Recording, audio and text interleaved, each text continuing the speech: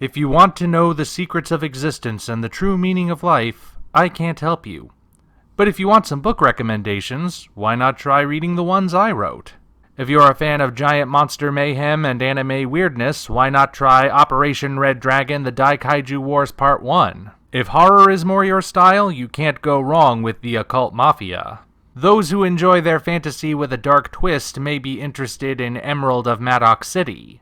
And if you're interested in shared universes, why not read all three? Hop on down to the description for links to all three books on Amazon. Enjoy whichever ones you read, and enjoy the video. Space, the final frontier. These are the voyages of the starship Omni Prize. Its three-part mission: to explore classic movie posters, to seek out new one-sheets and new artistic methods, to boldly go where no YouTuber has gone before. Hello, ladies and gentlemen. I am the Omni Viewer, and welcome to Non-Moving Pictures, where we examine movie posters as art. On today's episode, we are venturing into the final frontier. You mean? Oh, I do, Snazzy, I do. We're diving into the world of Star Trek movie posters.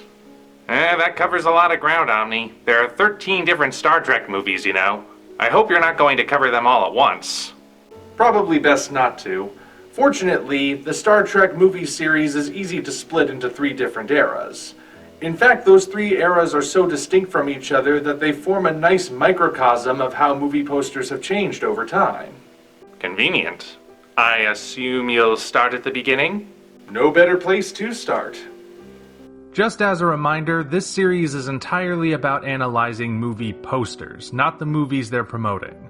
I bring this up because Star Trek movies have a particular reputation which says the even-numbered movies are better than the odd-numbered movies. For the most part, I find that statement to be accurate with a few exceptions, and that's all I've got to say about it for now. With that out of the way, let's get to those posters, and we'll begin with the one that started it all.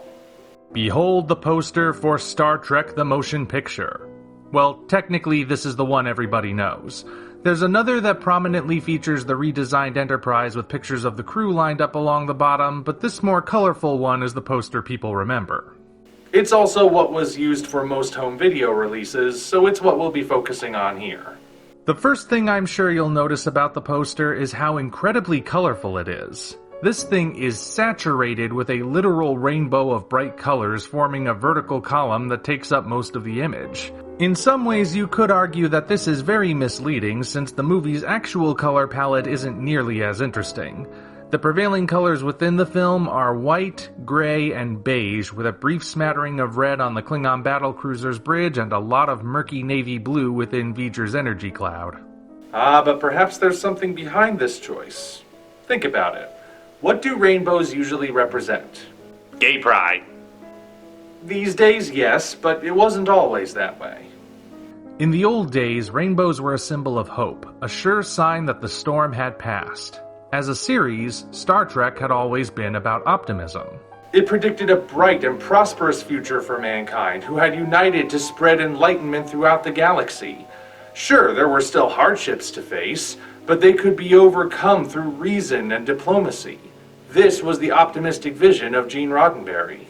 Getting back to the poster, it presents us with a rainbow in space, one which seems to lead either to or from the Enterprise. Whichever direction the rainbow is going, it still puts forth the idea that this ship brings hope and optimism with it, even in the frigid depths of space. But the significance of the rainbow deepens when we see whose faces are in it. Because Kirk and Spock are totally into each other. You've been reading too many fan fictions. Besides, that's clearly a woman's face in the center. I feel as though the placement of these floating heads is significant. The rainbow column follows the expected Roy G. Biv pattern, starting with red on the left and ending with violet on the right. Note how Kirk's head is incorporated into the red and orange section of the column, while Spock's head is in the green and blue section. In other words, Kirk is in the warm colors and Spock is in the cool colors. When metaphorically applied to characters, warm colors usually signify strong emotions, and cool colors signify calmer, more logical minds. Kirk is traditionally an emotional character, while Spock radiates tempered logic. It's a very deliberate color coding. Alright, but why is the bald chick in the center? You mean Ilya? Probably for marketing purposes. This was meant to be actress Persis Kambata's big breakout film, so she was prominently featured in the advertising, including a spot front and center on the poster. She also provided a pretty face to offset the grizzled older complexions of William Shatner and Leonard Nimoy as a bonus. Of course, since Ilya is a completely new character, fans would have no context for who she is, and her presence leads to a distinct lack of DeForest Kelley. Had I been designing this poster, I would have done it to better represent the Trek Trinity. Spock could stay in the cool column, but McCoy would go in the warm column, and Kirk would go in the center. Thus, the poster would reflect the trio's dynamic that helped make Star Trek so memorable. I wouldn't completely eliminate Ilya, of course. Perhaps her face could be somewhere out in the stars, slightly translucent, large, ethereal, and mysterious. Well, whatever. The poster is eye-catching, if not a bit overindulgent. Having a giant rainbow column engulfing the Enterprise, which incidentally I can't help but wonder if it inspired the Bifrost in the MCU, is all well and good, but the extra beams of light radiating from the ship are a bit too much. The composition is fine, as everything guides the eye to the ship, but these extra beams in conjunction with everything else kind of overwhelms the onlooker. It really is ironic that the poster is so packed with color and spectacle, yet the movie itself is mostly washed out and subdued. Okay, enough with the first poster. Time for the moment you've all been waiting for. Everybody ready? In 3, 2, 1. Khan! That was very good. Thank you, I've been practicing in the shower. I didn't need to know that. Alright, moving on to Star Trek II: The Wrath of Khan. Once again, there's a second poster featuring the title framed by images from the film, but our focus is on the painted piece. The first thing which I'm sure stands out to everyone is the color scheme. There's a lot of red and yellow comprising the upper two-thirds of the poster. As I said for the last poster, these are warm colors, and warm colors generally represent emotion. But red in particular represents very strong emotions. Depending on the context, that emotion can vary, but this poster leaves no doubt. This radiates anger. Specifically, the flat amber tinge conveys simmering anger, the kind that's just barely being held back and you dread it being unleashed. Within the film itself, Khan embodies that description perfectly, behaving very cordial and polite most of the time, but still finding horrifying ways to express the anger he feels for Kirk and his crew. Speaking of Khan, he's obviously the focal point of this poster. Even though he's off-center, the image is composed in such a way that he is framed as the most important thing we should be looking at. First of all, he's bigger than everything else, only just edged out by the title at the bottom. His scale compared to the smaller members of the crew, and even the ships, make his menace and power impossible to ignore.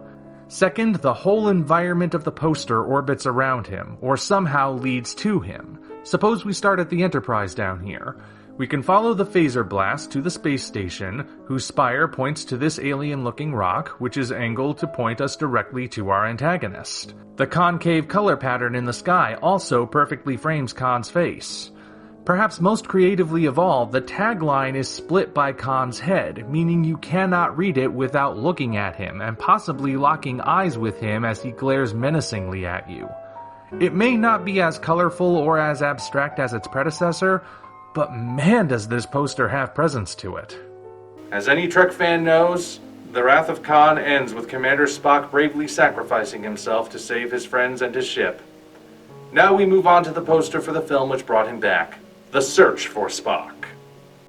Right off the bat, we can see that Spock is the most prominent thing in the image, with his floating face placed front and center. His face, of course, is abstract and largely translucent, allowing for the stars and void of space to be viewed through him. It makes Spock seem somewhat like a ghost, which is appropriate since he's dead and all, but it also plays into the title. Spock is the goal, that which is being sought after. I don't want to say that he's the MacGuffin, since he's a bit more important than that, but he is nevertheless what our heroes are trying to obtain. Giving him that spectral quality makes him appear as something unattainable, yet there's just enough of him to be seen that the task of finding him doesn't seem impossible. Once again, we also see Spock coated with cool colors to represent his logic. but this time the blue also represents the mystery of how he will come back. Yet along with this blue is a splash of red. Well, perhaps it's more of a magenta, but it's definitely skewing towards red. This switch in color is significant not for Spock, but for the ships that grace the top of the image. As mentioned for the con poster, red is considered an angry color, which can also be translated to hostility and danger. It's no coincidence then that the Klingon bird of prey is the ship framed by this red light, while the Enterprise is encompassed by blue, which is usually considered a good heroic color.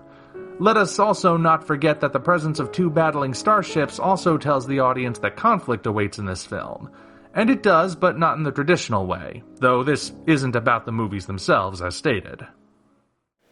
Forgot my watch. Snazzy, how are we doing for time?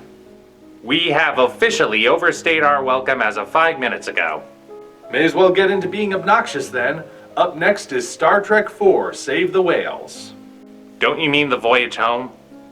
Of course I do. Why, what did I say? You said save the whales again. Come on, Omni, we practiced this. Too late now, we just have to keep going. Now once again, there's more than one poster for this. The teaser poster is this curious image that shows the title entering Earth's atmosphere like an asteroid, aimed at a ludicrously large San Francisco cityscape. It's not a bad image, but it's completely different from the rest. So for the sake of consistency, we'll be sticking with the main one sheet.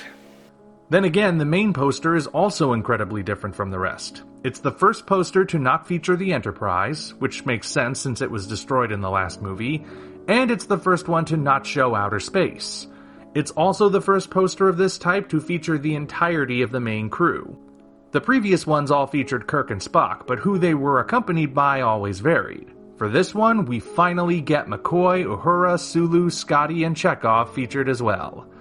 Oddly, they're all placed in this weird circular portal that looks vaguely futuristic, but it's hard to tell what exactly it's supposed to be. Then again, maybe it's just meant to contrast with the scenery of San Francisco circa 1986. Once again, as is so often the case with these posters, we see an attempt made to give the image a natural flow for the eye to follow.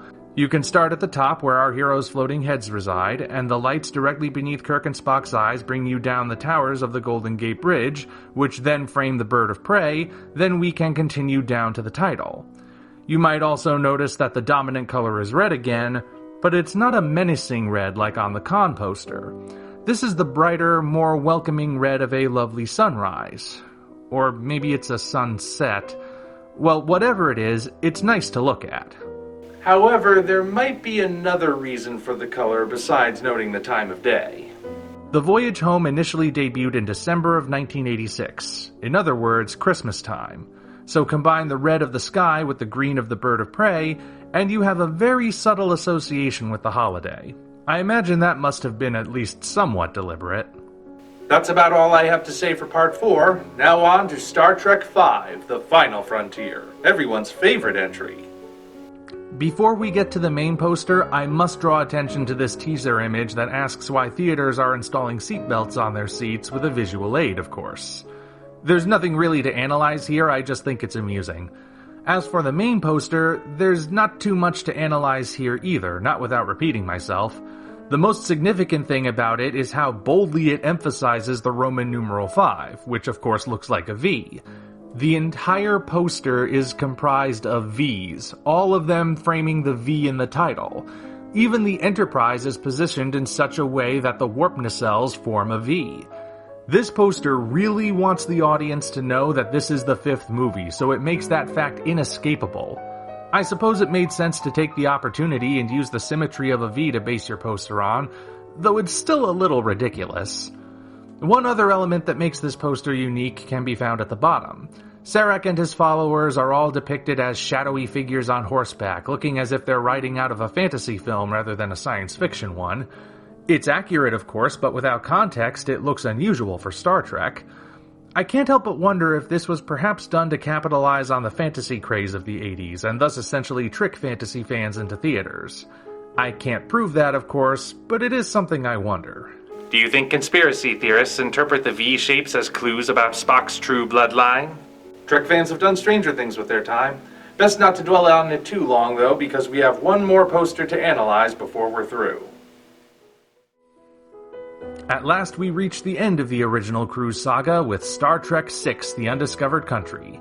Stylistically, this remains consistent with what we've seen in the previous posters. Columns of light, floating heads, dramatic shots of starships, contrast of warm and cool colors, and a layout that's pleasing to the eye. Actually, this sort of harkens back to my proposed alternative for the first poster. You may recall that I would have featured Kirk, Spock, and McCoy in the column of light and had Ilya's face out in the stars. Well, this poster does that, except instead of Ilya's head, it's Chang as played by Christopher Plummer.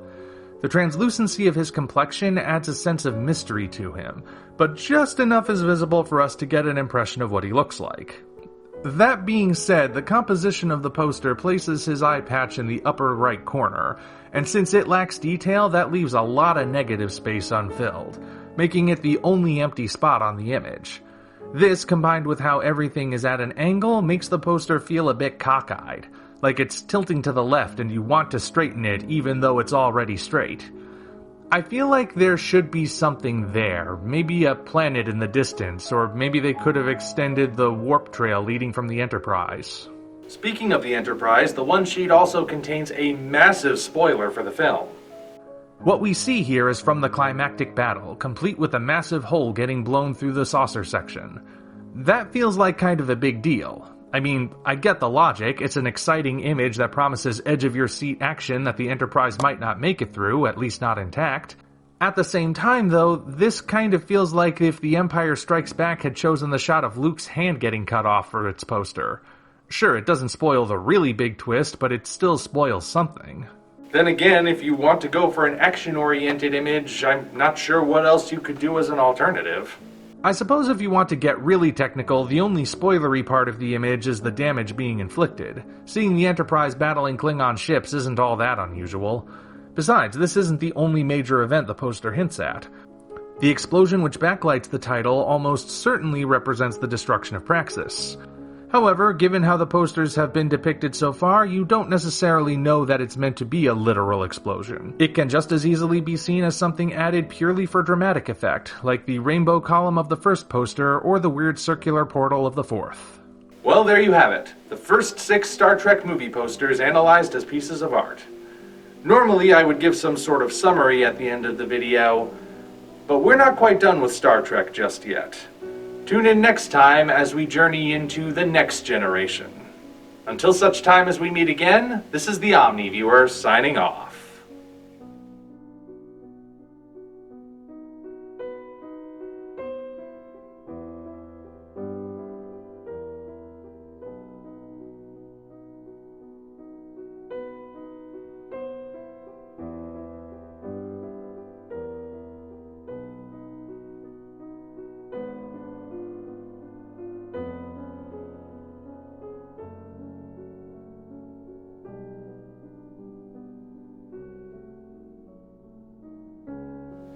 I feel a certain sense of relief having made it to the end of the video still alive, being a red shirt and all. Hopefully my luck holds out for the next 2 videos. If you enjoyed what you just saw, hop on down to the description for links to Patreon, DeviantArt, and all of our social media, as well as links for Operation Red Dragon, The Daikaiju Wars Part 1, The Occult Mafia, and Emerald of Maddox City, 3 original novels I think you'll really enjoy. Thank you all, and we appreciate your support.